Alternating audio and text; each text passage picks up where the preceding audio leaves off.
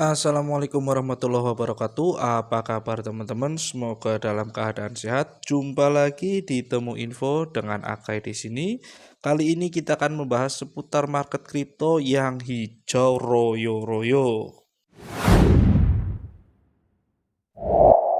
Pada saat video ini dibuat, market kripto telah rally sebanyak 5,91% dan saat ini global market cap berada di 2,94 triliun US dollar. Oh ya, sebelumnya congratulations untuk teman-teman yang sempat share Bitcoin di under 80.000. Sekarang lanjut kita bahas ke chart weekly Bitcoin. Ini adalah chart weekly Bitcoin yang sudah sejak video pertama Temu Info ini kita bahas. Di mana pattern koreksi ABC telah terbentuk dan Bitcoin sedang berusaha membreakout garis trendline warna hijau. Kenapa ini saya sebut masih proses? Karena ini pembentukan candle pada time frame weekly.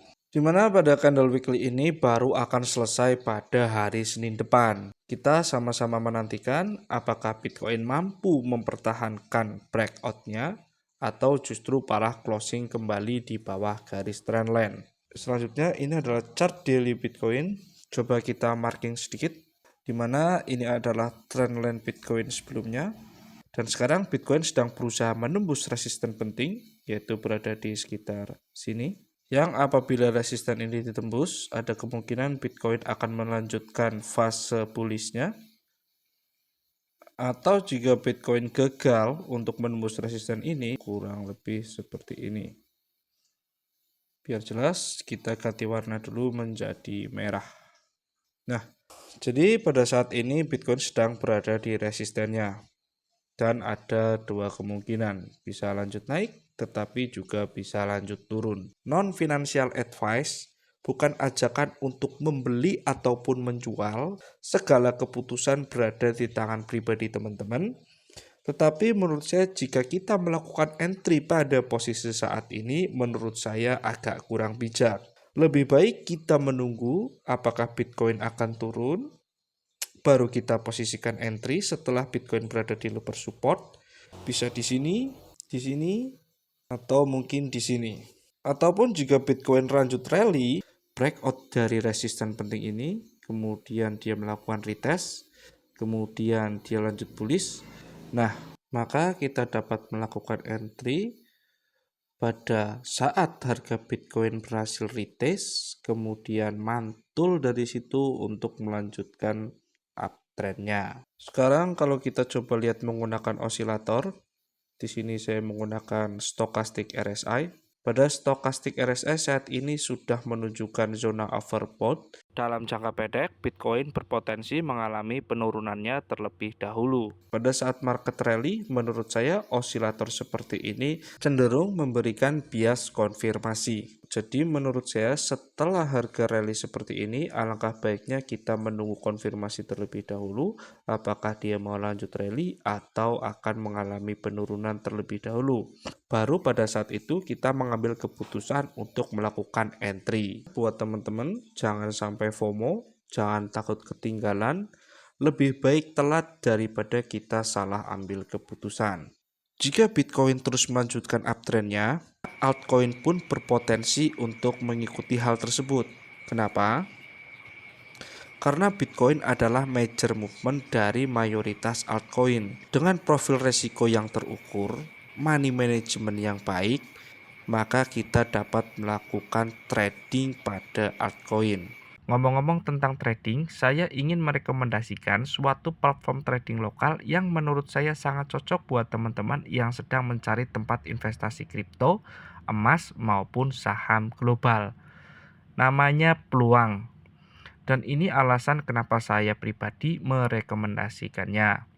Pertama, spreadnya rendah. Teman-teman, artinya selisih antara harga beli dan jual itu tipis. Jadi kita nggak langsung rugi ketika masuk posisi. Ini penting banget terutama buat yang aktif trading.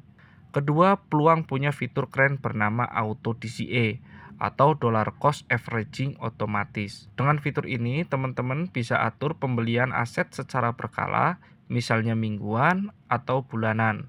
tanpa harus mikirin market lagi naik atau turun. Cocok banget buat teman-teman yang sibuk tetapi tetap ingin konsisten berinvestasi. Selanjutnya di peluang kita nggak hanya bisa beli kripto, tetapi juga saham global seperti S&P 500, Nasdaq, dan emas digital. Dan menariknya, semuanya bisa dimulai hanya dari Rp10.000 saja. Chart di peluang juga sangat mendukung analisa teknikal karena tampilannya mirip TradingView. Teman-teman bisa menggunakan indikator seperti MACD, RSI, Bollinger Band, dan lainnya langsung dari aplikasinya. Dan yang paling memudahkan, tampilan peluang sangat user-friendly. Cocok untuk teman-teman yang aktif di smartphone. Nah, buat teman-teman yang baru mau daftar, jangan lupa masukkan kode referral saya HEND669478. Dengan kode itu teman-teman berkesempatan mendapatkan welcome bonus yang lumayan. Tinggal download di Play Store, registrasi, dan input kodenya saat diminta. Jadi itu tadi rekomendasi saya. Peluang satu aplikasi, banyak fitur, dan cocok banget buat teman-teman yang ingin membangun aset sejak dini. Oke, selanjutnya kita akan mencari tahu apa sih yang menyebabkan Bitcoin rally setinggi ini.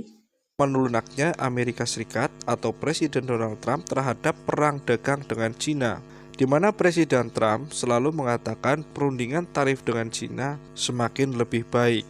Dan yang teraktual, Donald Trump mengatakan bahwa tarif terhadap Cina akan diturunkan, tetapi itu bukan berarti nol. Dia hanya bilang tidak jauh dari angka 145%.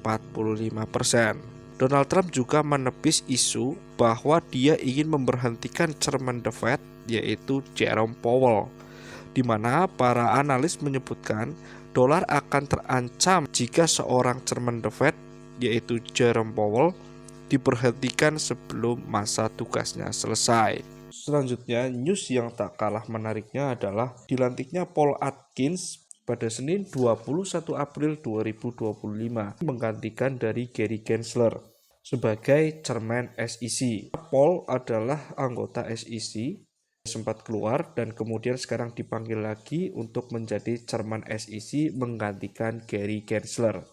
Sedangkan Paul ini adalah orang yang sangat pro kripto. Selanjutnya CPI atau Consumer Price Index diterbitkan oleh BLS atau Bureau of Labor Statistics, dan kita dapat menuju ke websitenya dan mengecek datanya secara langsung di website ini, di mana pada 10 April BLS telah merilis data CPI yang CPI berada di angka terendahnya sejak tahun 2022, yaitu di angka 2,4%. Sebenarnya The Fed dalam mengukur inflasi menggunakan PCE inflation atau Personal Consumption Expenditure yang diterbitkan oleh BEA, Bureau of Economic Analysis. Tetapi BEA baru akan menerbitkan data tersebut pada akhir bulan.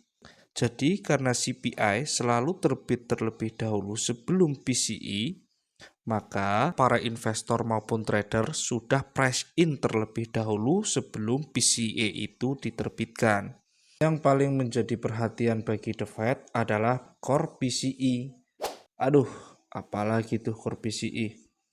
Core PCE ya PCE, hanya saja kalau ada kata-kata core, artinya indikator energi dan pangan itu dikeluarkan dari data inflasi, di mana angka core PCE dijaga tetap stabil oleh The Fed di kisaran 2% year on year. Jadi sekali lagi, karena CPI itu selalu terbit lebih awal, maka itu otomatis menjadi leading indikator untuk PCE.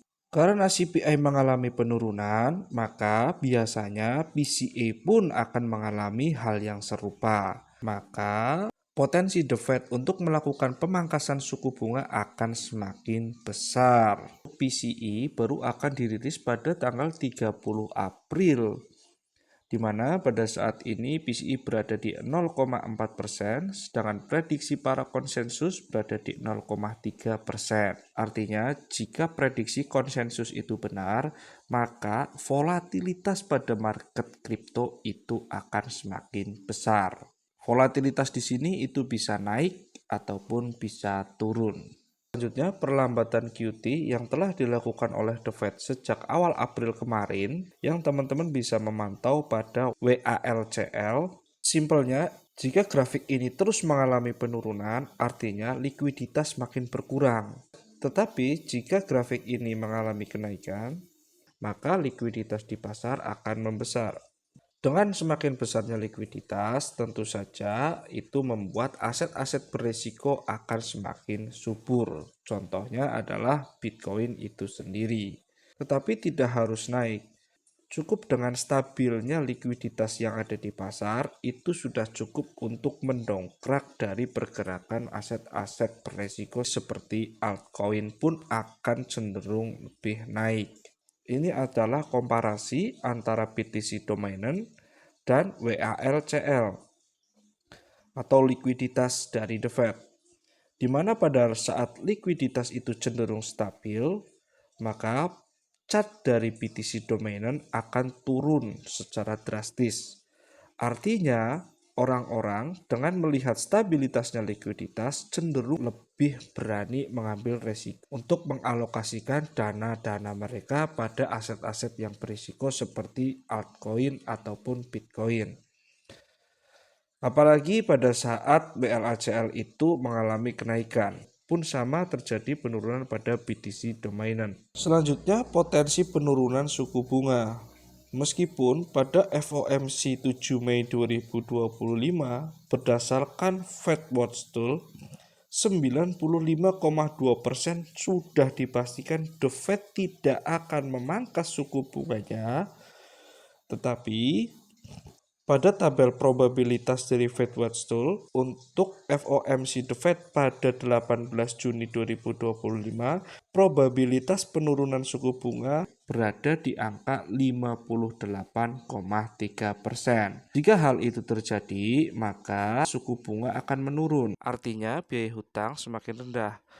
Para investor dan perusahaan cenderung lebih berani untuk mengambil hutang guna melakukan ekspansi sehingga menyediakan lapangan pekerjaan yang lebih banyak. Dengan demikian, likuiditas di pasar pun ikut naik. Baik teman-teman, demikian yang dapat saya sampaikan. Sehat selalu. Wassalamualaikum warahmatullahi wabarakatuh.